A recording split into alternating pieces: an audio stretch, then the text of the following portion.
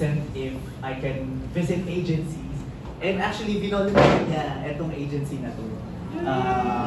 Probably, I mean not probably, for sure you're doing something right. That's why si Boss Vincent, vinolunteer niya your team para ma-visit.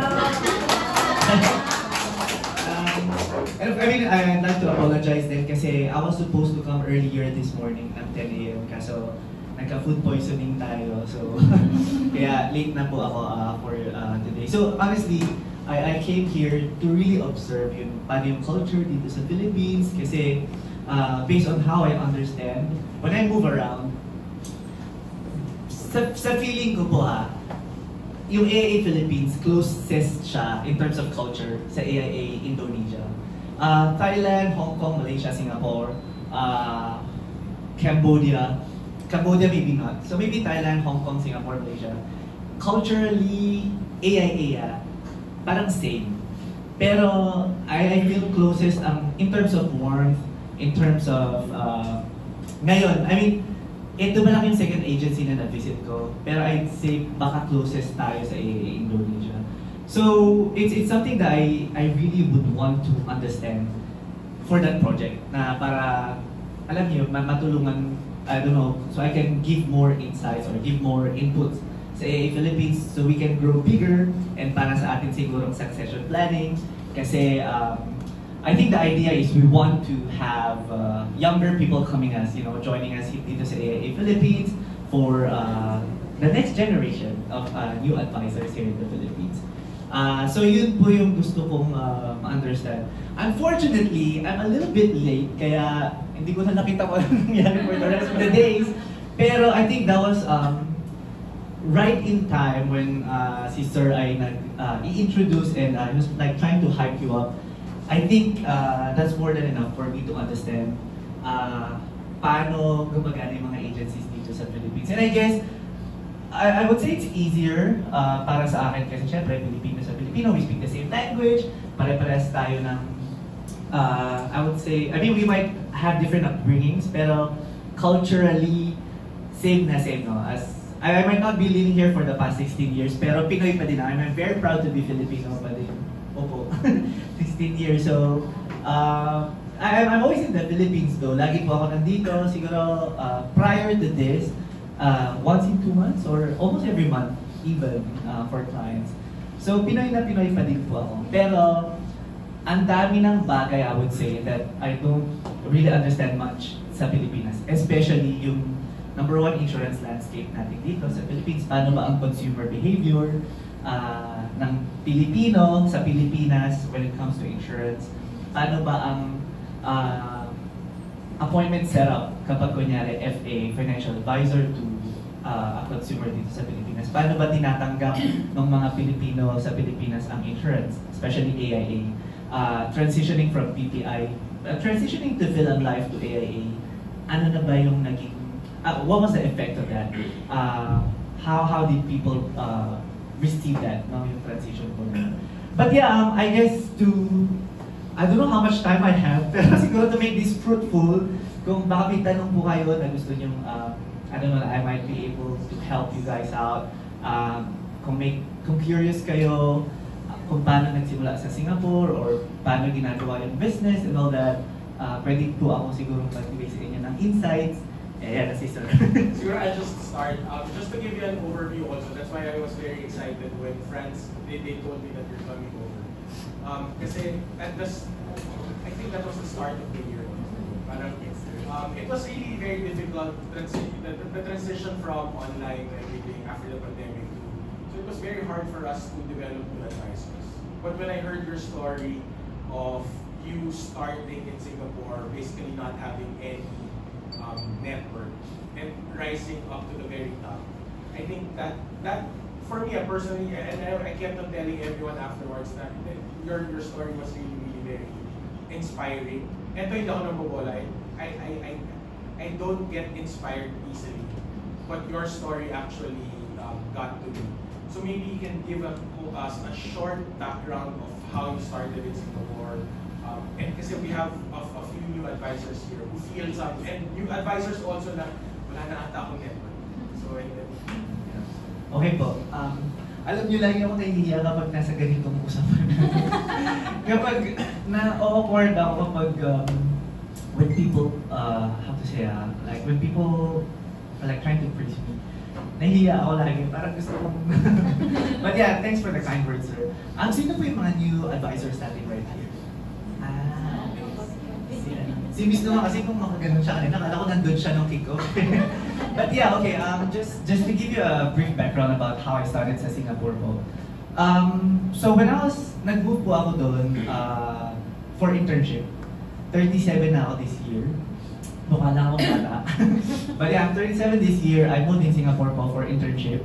And then hindi na ako umuwi. Well, I came back for 2 months. That was December 2009 until Feb 2010. Bumalik na po ako sa Singapore to look for a job. Kasi that internship program, parang I didn't expect na may life pa pala outside the Philippines. Parang gano'n, parang may buhay pa pala sa Pilipinas. Kasi parang dati wala naman akong, how to say, comparison, walang benchmark when I was in the Philippines. So parang, alam mo yun, nag-jeep ka lang, tapos yun yung convenient dati, di ba? Na hindi ka naglalakad, hindi ka nagta-tricycle. Jeep was the most convenient dati, parang ganyan. Or pag naka-FX ka, dati di ba may FX, pag naka-FX ka, okay na yun, di ba? Kasi aircon, kahit nasa likod. Tapos parang when I moved to Singapore, parang grabe, may mas convenient pa palang life. Gano'n. Grabe, like, maybe I don't wanna say here, pero grabe. that eye-opener, I mean, that was an eye-opening for me. So, HRM po yung aking degree, ang aking tinapos. So, obviously, ang pwede kong pasukan doon, service sector, hotel lines, or restaurants, mga ganyan. Pero sa Singapore kasi different. Dito sa Philippines, for you to become, probably siguro mga Jollibee, mga fast food na management trainee, right? Dapat may 4-year degree, di ba? Sa Singapore, isang interview lang tapos ka na. Like, people come for interview ng naka-t-shirt, naka-shorts. For those roles, ganun sila, I don't know how to phrase it properly. Ganun yung mga tao kadali to get into service line. Na people really don't want to get into that line, so to say. So ganun ka-short-handed yung industries na yun, service industry in Singapore. So, yun lang yung pwede kong pasukan kasi I was inexperienced, I was young. Imagine, kung di ba na ako nag-work full-time ever, so sino naman mag-hire sa akin? Tapos, I don't speak any of the language po. Kasi kung nasa service industry ka sa Singapore, sana at least bilingual ka. Sana you speak Chinese, kahit pa paano, kasi may mga turista din, no? So you can help them. So, hotels wouldn't want to hire me. So, ang nakukuha pong mga trabaho, yung mga dirty jobs talaga. Mga dishwasher sa likod ng so ang una ko pong full-time job was dishwasher talaga sa Filipino restaurant, ang pangalan niya Bonifacio. As in, nasa likod lang ako. Yung mga napapanood natin sa pelikulang mga OFW stories, as in, totoo pala yun. Ganun pala talaga siya na tapos nagpa-part-time ka to make more money. Nagkargador ako na hindi ko na share sa kasi not enough time. Tapos, so dito naman sa Philippines, average middle class family kami. I was sent to good private schools, I would say. Hindi ako nag-household chores, pero hindi kami pumayaman na. Gitna. So pagdating doon, parang ikaw lahat na yung maglalaba. Tapos luxury yung magpa-washing machine kasi sa student hostel ako nakatira. $4 yun. So nagkukusot kami para makasave ng $4. Kasi McDonald's was parang $4.50 noon na hindi pa rin namin mabili. So parang minsan naisip ko, gano'n ba? Kahirap pala noon. So, parang growing up, eto, when I'm like trying to put together my slides, when I do sharings, no, doon ko lang din na-realize na parang grabe naman pala din yung pinagdaanan ko. Parang paano ko kaya na yun, na nalampasan, no? Kasi yung mga ibang tao ko nagkukwento, laging my childhood was parang very traumatic, mga ganyan. It was a difficult childhood growing up. Pero ako, yung difficulty ko was teens na ako nung when I moved to Singapore, na parang doon ako, bigla ako naghihirap, bigla parang gano'n. Kasi mag-isa ka, no? Nag-isa ka, tapos wala kang family, tapos wala kang pera, tapos ayaw ko naman manghingi na ng support. Kasi yung mami ko po, nag-work siya sa bank, sa land bank. So, normal employee, admin assistant. So, probably just making, I don't know, magkano naman ba, 15, 12. Tapos siya lang yung nag-send sa akin tsaka sa kapatid ko sa school.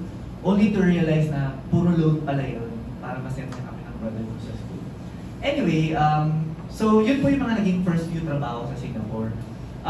Kahapon kinakwento kay Miss Abby from AIA corporate side. There was a time na I was almost every day na-realize ko when I was putting on those slides, no? Every day pala, between 3 to 5 p.m. when I was younger, nagsisend pala ako ng email to apply to bigger and better companies. I mean, to have a breakthrough sa mas magandang life, no? Better opportunity. Kasi na-realize ko every day, from 2010 hanggang 2013, every day I will send out my resume. Kasi syempre, wala magre-reply. Kasi again, you're a foreigner, you don't speak the language and all that. Walang experience. So, until such time, na if I'm not wrong, that was 2012. Sa HDB, parang apartment siya. Ganito siguro, si Delan Tower. HDB yung tawag sa Singapore po, di ba? Nag-akit ako sa 14th story. Tapos I really just want to end it all. Kasi sobrang corner, parang I felt so stuck. Nawala na talaga kasi nag-graduate ako, tapos biglang ayaw akong umuwi dito sa Philippines noon kasi feeling ko, kasi pag uwi ko, ano bang maging career ko, mag-apply lang din ako sa hotel. Tapos magkano sila ko, 10,000 lang. Baka mas maliit pa probably that time, no, some 15 years ago. Tapos sa Singapore, gusto kong, I want to be successful na, so no one wants to hire me nga. So, parang feeling ko sobrang stuck na ako.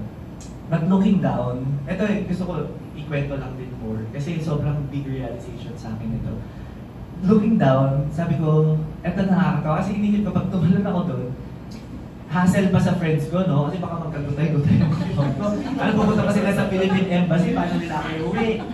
Alam mo yun, tapos baka pagdating ko dito, hindi na ako makikilala nila mami, mga ganyan. So, parang sabi ko, okay, hindi ata ito yung method. Pero, hindi pa din ako nag-stop thinking about it. So, nag-try pa ako ng other things. Nag-overdose ako ng, tawag namin sa Singapore Panadol. Biogesic dito. So, nag-overdose ako ng biogesic. Thinking na, at least kung iuwi ako yung katulong ko din sa buhok. Yung malalamay pa ako, makita pa rin ako ni Mami. Ganon. I mean, I just wanna highlight this out, just to share with you. This sa mga taong parang feeling nyo corner nyo na din, na parang wala na, or parang nothing's working out. Kasi yun nga, that was the time na parang feeling ko nothing's working out for me. Pero, so pagdating sa hospital, sa Singapore, when you survive yung suicide, ikakasuhan ka nila ng murder. Yeah. So I was in an emergency room, tapos nagising ako, sabi ko, oh my gosh, buhay ako ito, buhay. Tapos yun na may dumating ng counselor, investigation of IO. So, na-felt ko na, I felt na magkaka-case na ako. So tumakas ako sa ospital. Kasi admit na nila ako. So pag admit nila ako, syempre mas hindi ako makakalabas nun. At least emergency room. So nagpa-discharge na ako. Sa Singapore naman, kasi extra job sa kanila yun. So, nung sabi ko okay na ako, I'm fine. Sabi, no, kailangan ka i-admit. Doctor needs to see you, investigate further and all that. Sabi ko, no, I'm fine. Tapos tumakas na ako, bumalik na ako sa bahay. Tapos natakot ako bigla, na nabuhay ako. So, nabuhay ako. Yun na, that's when I realized that, I guess, there's a better and bigger plan for me. And then I started applying sa AIA na nun. Kaso yun nga, na-reject ako sa AIA 3 times for those people who doesn't know. I was rejected sa AIA Singapore 3 times, and then I kept on applying kasi I felt that it's something for me. And it's more of parang yung initially more of an escape for me. So, I'm sharing this kasi I just want to share with you sa mga bago na actually AIA saved my life. So, yung AIA yung nagbigay sa akin ng breakthrough, number 1. AIA yung nagbigay sa akin ng hope. And AIA yung actually nag-change ng life ko. So, that's why when any AIA country, right? Every time AIA country invites me or anything related to AIA, I'll say yes. Kasi I really feel that I owe my life and I owe everything to AIA. I will never get here if without AIA. Ayun, yun, the rest is medyo mahaba para ikwento, pero siguro a brief background about how I started. Yun nga, walang career kasi when I moved there, wala naman akong kilala talaga. I didn't study there. Tapos yung network ko, we were just kids, you know, making small bunch of money. Kasi ang mga trabaho namin, yung nga lang, dishwasher, janitor, mga ganyan. Or waiters, ganyan. So, when I started, I knew na hindi ako makaka-MDRT through case size. Kasi dalawa lang po yan, di ba? Case size or case count.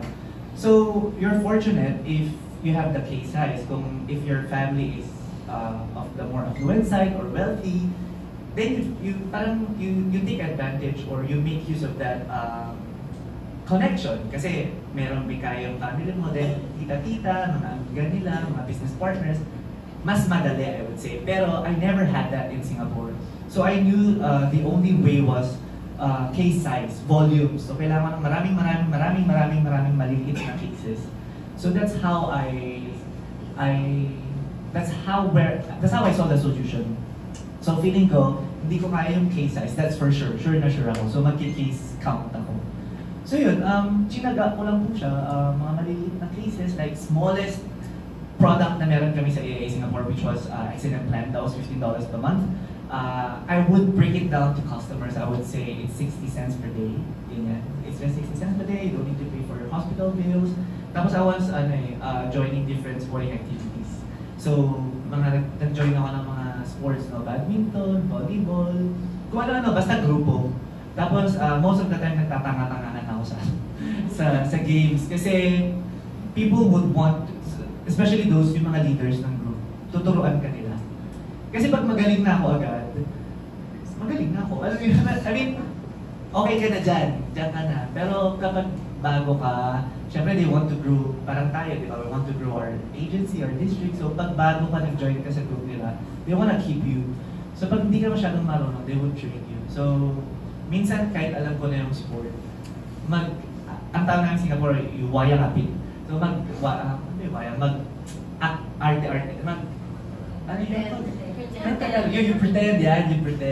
pretend not to know things para tuturuan ka nila. So that's how I created connection. Tapos yun, i-open ko na yung the policy, accident plan. I'll wait for that right moment so I can inject how I do things most of the time indirectly. I don't want customers to feel, not customers, like those people to feel na nagbebenta ako. So I would say, I would always tell them how I help someone else. Parang how I help my friend to claim for this accident, nag-MRI siya, then he paid total say $500, then na-reimburse namin yun. Instead of saying na, uy, bro, baka gusto mong AIA $15 plan. So I wouldn't say that, baka gusto mo to. I don't buy the way. Kasi feeling ko, people feel na ay, pinagenta ko dito. So ibang angle yung ginagawa ko. I would share with them how I help someone else through our products, through our AIA policy. Ayun, dami ko sinabi sa tanong. Thank you. Thank you po. Yeah, so thank you once again. Ay, may tanong po dito. Sorry. Other questions? Brad, can you currently share anong itsura ng team mo, where you in the structure, and how many manpower do you have in Singapore? Okay. So sa Singapore po, that's why ang maganda dito sa Philippines is sky is the limit sa atin. So sa mga ating aspiring leaders or ano bang tawag sa Philippines? Builder? Leader? Okay, so sa ating mga aspiring or potential unit managers, what I like about dito sa Philippines is sky is the limit. No, we can grow up to, actually wala, no? 10,000, 20,000, talagang wala. Empire, we can build an empire here in the Philippines. Sa Singapore kasi, we can have maximum 15 lang, direct. So 1.5. So you want to make sure na yung 15 mo are really of quality agents, so to say. Kasi you don't want to keep on hiring people or recruiting people and then hindi sila mag-perform, hindi sila productive. That's number one. Number two, ang hirap, it's a challenge. I don't want to say ang hirap. It's a challenge na to recruit people in Singapore kasi it's really a full-time career. I would say 99.9% ng mga agents or people who are in AIA Singapore are full-time. They don't see it na to join as part-time. So talagang they see it as a career. Kasi 4 yung module sa Singapore. 4 na module. Total 1,700 pages. 1,791 pages. And it keeps on increasing kasi may mga bagong regulations lagi, di ba? For sure, dito sa Philippines we have that. So it means patagal ng patagal. Pakapal lang ng pakapal yung book kasi padami ng padami yung aaralin ng mga aspiring financial advisors. So yun yung mga challenges sa Singapore. Structure-wise, I'm currently associate director. So ito yung second to the last sa top ng leadership. So ang pinaka siguro sa Philippines ang tawag po ata branch manager pa. Tama ba yun? Or agency manager? Agency manager. So, ito yung nasa baba ng agency manager. So, eligibility-wise, 1 year pa para makapag-apply ako to become director. So, January of next year, so na-achieve ko na ng team namin yung qualification for directorship. Pero, ang tawag sa Singapore residency. So, I need to wait until end of the year para to apply for the directorship role, provided na ang persistency namin ay magstay ng 90%. So, as long as walang maglag sa policy, naka 90% kami, then I should be eligible to become a director. So, currently, I have 9 people in the team. By end of September will be 12. Sa Singapore context, sobrang dami ng 12 or 9 kasi nga maximum 50, di ba? And you can actually branch out, so to say. So, pwede kang mag-spin off ng isa under you, pero mawawala siya sa team. Hindi pa siya there kasi nga maximum 15 lang sa Singapore. Leadership-wise, I moved a bit late. 7 years na ako sa industry. So 10 years sa mga bago. This is my 10th year sa AIA Singapore. 7th year na ako nung nag-decide ako maging leader. Kasi I was not really planning to become a leader. Not until I started speaking. So nung nag-speak na ako, when I was moving around, ang daming mentees na gustong magpa-mentor. Tapos ako, I really just want to give back. No? Tinutulungan ko lang talaga sila. Tapos parang, wala, naging life ko na to. So, pagkakitaan ko na lang siya siguro. Kasi parang, mentor, ang dami lang naging MDRT, minimenti ko sila. Tapos meet kami, ganyan. Dati hindi pa uso yung Zoom masyado, di ba, 2019. So, nagkikita kami. Tapos, until I discovered na, I mean, in hindsight, alam ko naman that it can be another funnel of your passive income, di ba? When you become a leader. Pero it was more of me giving back. Not until ang dami na nila, it became so overwhelming. Sabi ko, actually, mag-leader na nga ako para at least, I mean, it win-win, no? I can help them, they can help me, or win-win-win, then I can help my family. Ayun, nandun po ako ngayon sa Miss Kim sa space dito. And I'm grateful and thankful. God has been very good dito sa aking new journey. Dahil ako po ay bagong leader. I would say I'm still relatively a new leader. 2021 lang ako nandito. Medyo strict sa Singapore to move up. Sobrang daming criteria, no? Taas ng persistency requirement, and especially to retain people. And ang unang challenge is, obstacle is people taking papers. Sometimes halfway, no? Nakakadalawang papers na sila. Kapag na-fail people keep on failing. There are people who fail like 9 times, 10 times, 11 times. As I mag-give up, talagang gusto pa nila. Tapos parang we have to wait for them for what? 8 months, 9 months, sometimes even a year. Na ikaw na yung nagdi-discourage. Sure ka ba ito yung gusto mong career? Hindi, gusto ko pa. Ganyan. Kasi pinabayaran mo sila, pinabayaran mo yung exam. Dami ko na kasi nagagastos sa paper. So, baka gusto mo mag-rest muna. But they want it. So, ako na yung ayaw, di ba?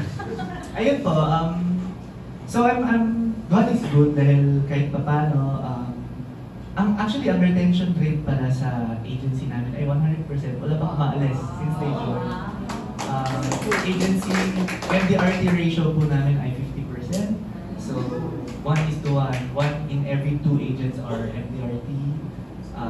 And this year, we are aiming for 100% MDRT ratio. Wow! Kasi, ano na sila majority, average, second 2 years na sila sa industry or 3 years.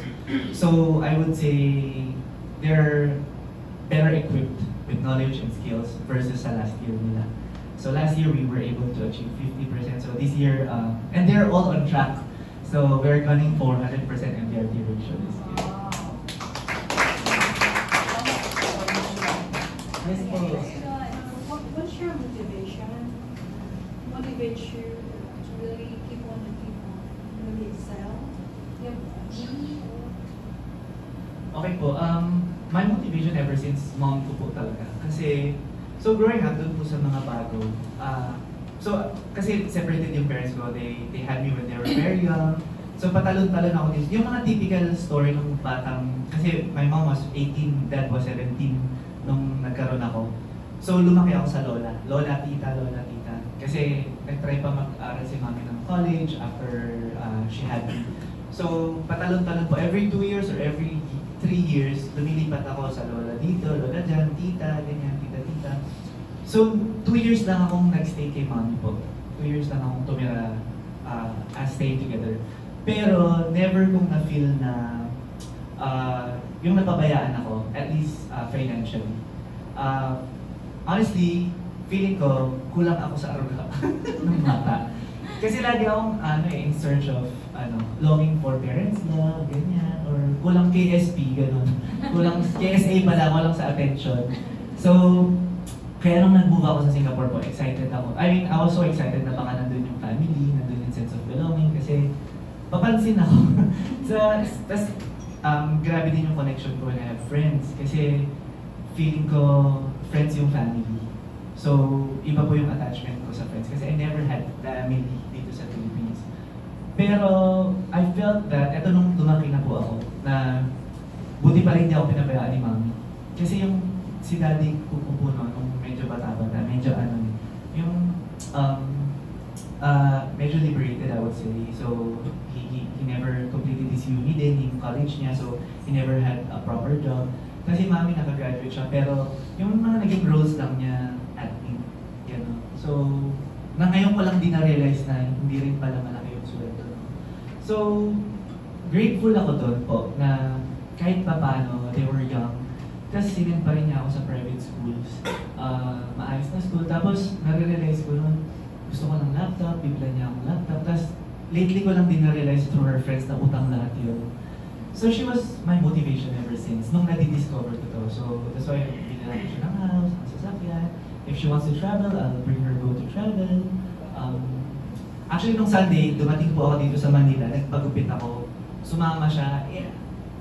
Honestly, yung gupit ko sa Singapore, $8 lang po yun. So, consider sobrang mura. Kumbaga baka 20 pesos dito or 30 pesos ganyan. Hindi talaga nagpapagupit sa mahal, pero I want to change hairstyle. Kaya nagpunta ako sa Juno Hair dito sa BGC. Na ang mahal ng gupit, 25 pesos. Ang mahal talaga niya. Tapos si mami ko, sumama si mami na, sige samahan kita, ganyan. So kala ko naman, hintayin niya lang ako doon. Tapos nagpakulay na pala siya, hindi ko alam yung ang mahal ng kulay, 4-5. Tapos message ko yung pinsan ko, magkano ba magpakulay sa Pilipinas? Sabi niya mga 800 to 1,000. Sabi ko si mami kasi nagpapakulay ko. Nagpa-roots daw po siya yung yung tumutubo kasi yung white hair niya. Tapos tinignan ko po yung menu nila.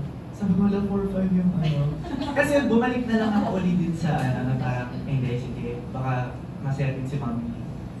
To do this.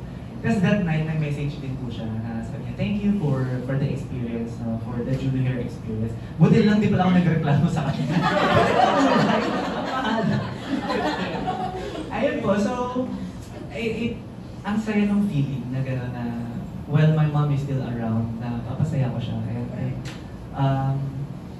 I'm just grateful dahil I think had she not, or had she given up, probably, kasi bata ka, no? Parang 19 years old, pwede naman niya ako pabayaan, or pwede siyang magwalwal pa more.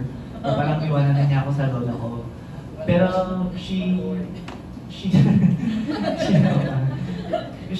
parang she tried her best talaga, I would say, to put me to good schools and to ensure na maayos yung life ko. And for sure she was trying, no? She was trying na baka hindi lang siya, it was just not the right time for us, I would say. But yeah, I'm grateful. So that's my motive up until now. So probably until my mom is around, she'll be one of my motivation. And it will change. Ang motivation naman natin sa mga bago, it changes, no? Like when people ask you what's your why, probably now this year your why is different. But next year mag-iba. Kasi it changes. Pero I would say yung mom ko po, lagi siyang part ng motivation. Thank you. One last question. Yes po, tita. Parang how did you sell? When you started in Bali, sabi mo maliit lang small policies, gano'n. Pero, accelerate ba yun na you sold bigger policies, gano'n? And sino ina-approach mo? Knowing nobody there? Or how did you approach it? Okay po. So 2 questions. So first, how did I sell? So again, based on my understanding, law of large numbers and activities. So again, dahil wala po akong connection for case sizes, wealthy people, I understand na I can only do it by case count volumes. So paano yun? So nagka-calculate ako, no? So ano ba yung closing ratio ko? When I approach people, ano ba yung hit rate ko? For every time na magsisend ako ng message to friends. And usually when I send messages po to friends, when I approach people, again, I wouldn't say, uy, kape tayo, or uy, can we have lunch?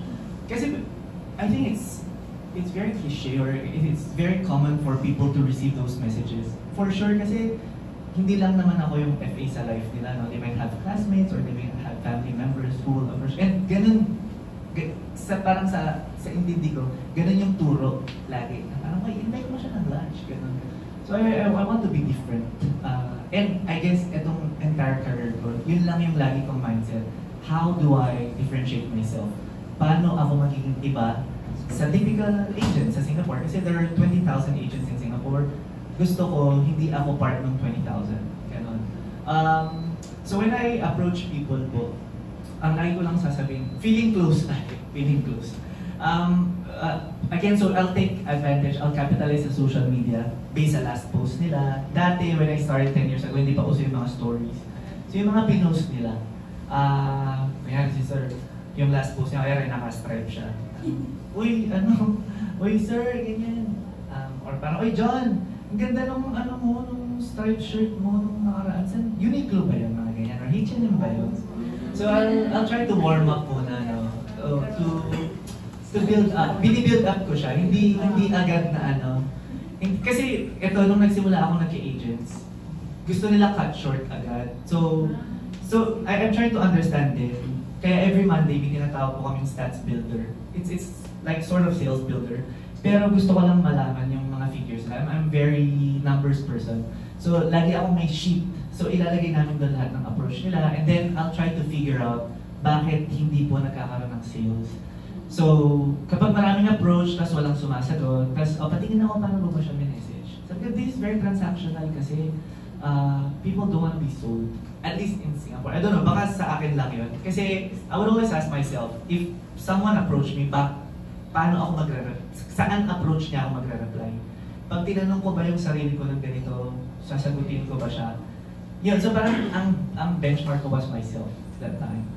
Ayun po, so wina-warm up ko po. And then, kapag na-warm up na, parang alam mo nakapagod mag-chat. Lunch tayo bukas, gano'n. Raffles ka pa ba nag-work? Or parang, Makati ka pa ba nag-work? Nandiyan na. Pero na-stalk ko na sila. Alam kong tiga Makati ka nag-work, ganyan, or video. Nasa Makati ako bukas kasi. Kaya salamat talaga sa social media. Nasa Makati ako bukas, lunch tayo, gano'n. Tagal na rin natin binigay. As in, wala. Tapos sa first appointment ko, no insurance talks ako. I will not talk about anything ng insurance. I will never even offer. Yun, warm up lang ng warm up. Tapos, kakamustahin ko sila. Meron akong tinatawag ko na FORD. F is family, O are opportunities, R is recreation, and then D is dream. So, kapag mauubusan ako ng topic na pag-uusapan, especially pag di naman kami super close ng tao dati, I'll just go through that FORD. So, family, opportunities, recreation, and dream. Gusto ko lang ma-feel nila na curious ako about them, and I care. Ayun, and then after that meeting po, so system na to. After po nung meeting na yun, magsi-selfie ako, and then uwi na kami, then sisend ko sa kanya yung selfie. Or if you follow my Instagram or Facebook, makikita nyo lagi ako may selfie sa mga tao. Tapos ipopost ko, or itatag ko siya, and then isisend ko sa kanya. So, in a way, I'm trying to invite them sa life ko, sa socials. Tapos it's up for them to find out na anong nangyari sa life ko. Kasi I post a lot sa socials ko. So through that socials, na-invite ko sila sa live. So nakikita din nila, ay, ito pala yung special TV friends, no? Kasi everyday magpo-post ako how I help people. So sa araw na yon, pinost ko na siya. So ang dami kong stories per day, probably mga 10 or 20 per day. So sunod-sunod yun. So makikita niya yung sarili niya na post na doon. Yung next story, ano yun intentionally ha, dapat ang next story after ko siyang itag, is meeting with another someone or a claim story. Na parang, help this client to claim $40,000 because of appendicitis, gano'n. So para makita niya. So again, indirectly ulit na, alam, kasama ko si Franz Daudi ka hindi naman ako tinanong. Ba't di niya ako in-offer? Siguro gano'n, no? Ganun yung gusto kong iparating. Tapos sila na mismo, magme-message. Hit and miss po. May mga iba, wala, hindi sila rin magme-message. Pero I think that's enough for them to know that I'm in the industry. So in one way or another, they would find me soon kapag meet na nila. I would always go back to that mindset na people don't want to be sold. And it's easier to close kapag sa kanila nanggaling mismo. Ayun po, that's one. So second question po, how did I open for bigger cases? So when I started po, yun nga po, mga small cases, no accident plans.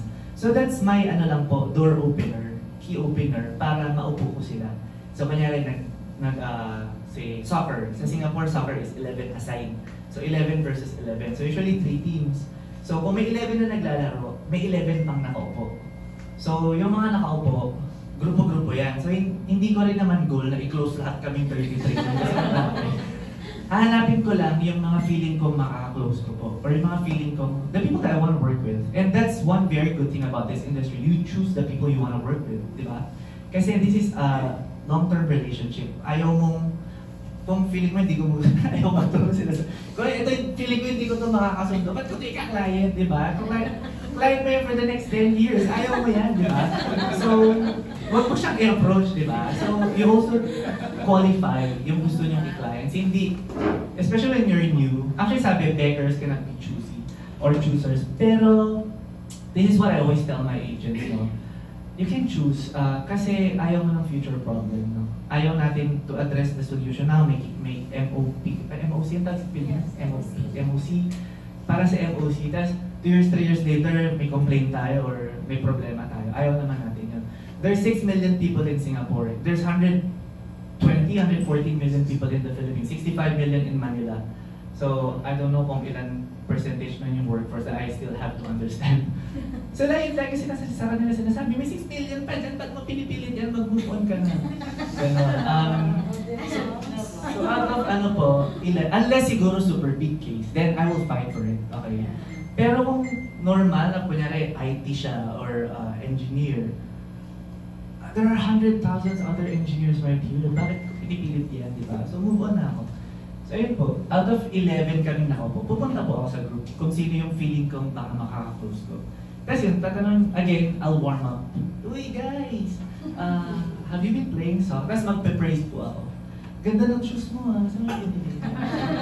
Kasi lagi po akong kiss muna ako, kiss. Kiss, gano'n. Gano'n siya, galing mo maglaro, talaga naglalaro, gano'n. Or, nag-training ka ba? Pag sa sports yan, mga favorite ko, nag-training ka, no? Galing mo, varsity ka ba? Ganyan. Nung high school. Or yun, yun muna. And then, what do you do? Anong work mo ngayon? Or, kapag student sila, I'll try to recruit. So, kapag sales, anong work mo? Tapos sasabihin nila isa-isa, blah, blah, blah. Kasi ang goal ko, itanong nila ako, what do I do? Ikaw, what do you do? Hindi ko sasabing FA. I'll just say, I'm with AIA. I'm with AIA. Tapos I'll full stop. Tapos lagi, kapag sinabi ko na pong I'm with AIA, lagi nang magkakaroon ng conversation. Someone will complain about AIA, someone will say good thing about AIA, someone will complain about their ex-agent, someone will say about their claims. Basta lagi nang may topic about insurance and ako, okay, ito na, perfect. Dito na tayo, we have a ride. Kaya na. So, doon ako, mag-inject na po ako ng mga topics. So, kapag medyo mature crowd yun, mga mid-30s I would say, ang i-inject ko pong intentionally na topics about investments. Then, that's how I can open bigger cases. Pero pag mga bata, when I was starting, mga bata-bata, laging accident plan. Again, how I help someone else, nung injure sila sa football, or kung anong sport yun. So, yun yung door opener. Tapos may magiging interested na po doon. Sa Pilipinas na-realize ko, uso dito yun, may brochure ka ba? May brochure ka ba? Uso dito yun, bakit? Hindi mo brochure pa ba tayo dito sa Pilipinas? May brochure pa po ba? May brochure pa po. Kasi na-realize ko dito, pag may nag-BPM sa akin, may brochure ka ba? May brochure pa ba sa Pinas? sa Singapore, ang sasabihin nila, do you have something? Can you send me something? Ganyan. So, or parang, can you tell me more? Ganyan. Did you bring your iPad? Ganyan. So ako, syempre, wayak ulit, pretend na kunyari hindi kagutom. You don't wanna bite them on the spot, di ba? So, bro lang, today we just play. Laro lang tayo ngayon. Wait, akin na yung WhatsApp mo, yung number mo, Viber mo. Probably over the weekend, I'll visit you. Then I'll share with you more. Pero today, laro lang tayo, bro. So, again, I want to set the stage na I'm not here to sell. Kasi pagbalik pa ako next week eh. Ayoko naman pagbalik mo next week, uy, gusto na naman yung 18. Diba? Kasi, there are really those stories, honestly. May mga stories. Oo, may mga stories pa kinikick out sila sa group. Yeah, kinikick out sila. So ako, I'm always, meron. Kasi may mga iba hindi na nakawait eh, na parang baka bumili na ako sa iba. I mean, may mga pros and cons naman talaga. Kasi sabi, strike while the iron is hot. Nandun ka, may nagtanong na, ba't di mo pa kinlose? Again, ang mindset ko, may 6 million people sa Singapore. Kung di ko man tumaka, at least na nabigay ko yung impression sa kanya na hindi ako on the spotlight. Ganyan. Ayun po. So that's yun po. Key opener through sports. I'll warm up po. How do I open a bigger case size? Kapag nakaupo na po kami sa meeting, i-address ko po, oh bro, sabi mo nung last football game, you're interested about this area.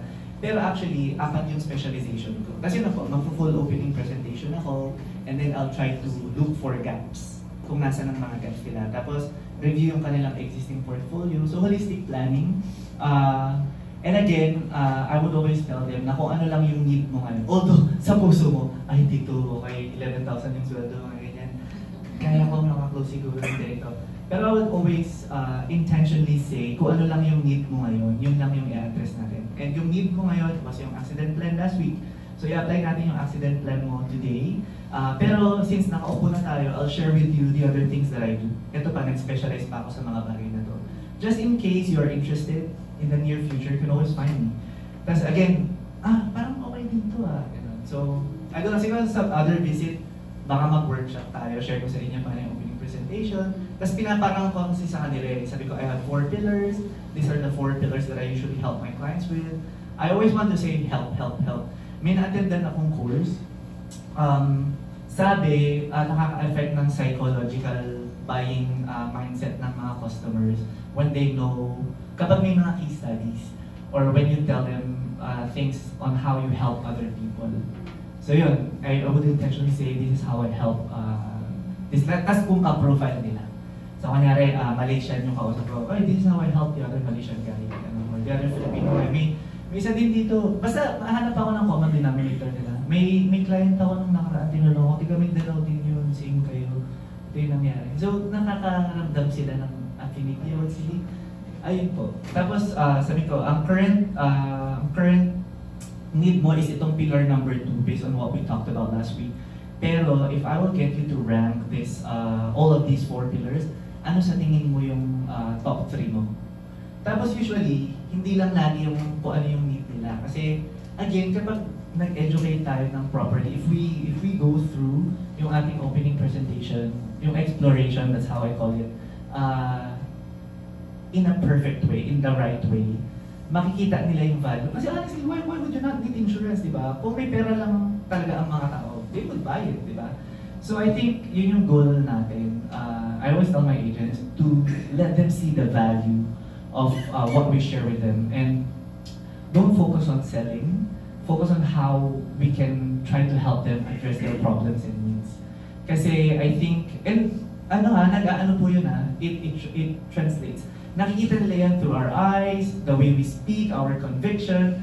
If ramdam nila kung humahabol ka sa target, ramdam kasi baka tayo hindi natin na-feel pa yun eh. Kasi, di ba we wouldn't know unless other people tell us.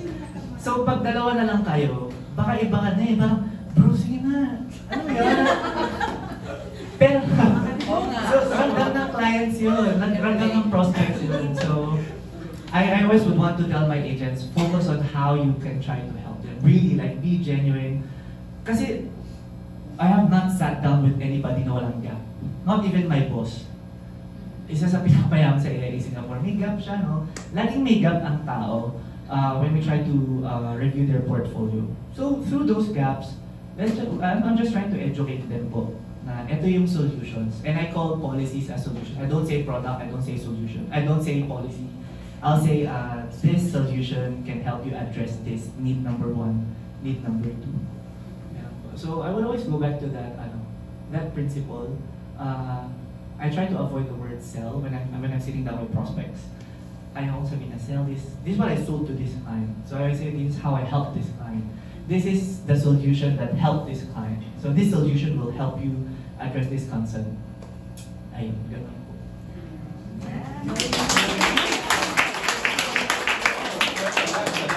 So, isang masigabong palakpakan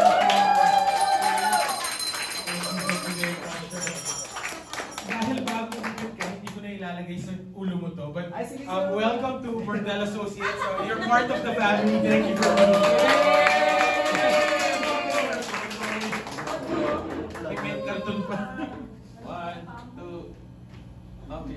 Okay, so thank you very much. Maraming salamat, Franz. Siguro we can have a photo with Franz. Yes, with the MTRTs, and if you've been an MTRT in your journey with AIA Philippines, maybe I can call you to the front so you can have a photo with the top of the table, Franz. So, Tita Nina, Tita Marilyn. Sige, please join Gopher. Please join Franz. Tita Isis. Tita Isis, Tita Marilyn. Yung COT natin muna. Enough na to.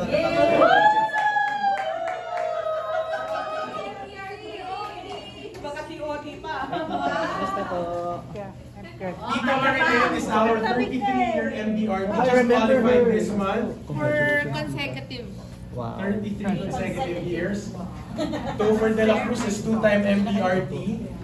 Isis is 7-time, 8-time MDRT. Tita Marilyn, Tita Sapphire is 4-time MDRT. Tita Mercy is 8 turning 9 this month.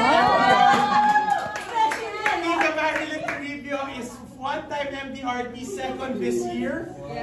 Tita Ana is 7-time MDRT. Tita Julie is 3rd-time MDRT, going on 4th this year.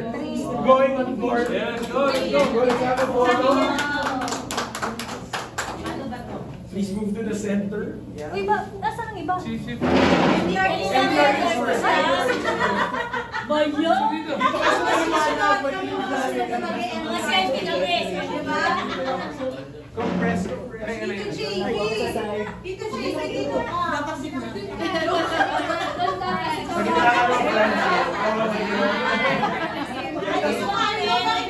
Okay lang yan. Okay, 1. 1, 2, 3. Maraming cameras. 1, 2, 3. Tito Carlo, join ka.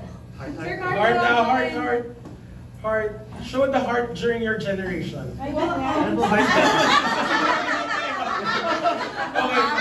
can I ask everyone to join the picture now? Thanks for having me. Salamat po sa pag-visit. Saka hindi, ako sa pag-visit ko, tapos sakto.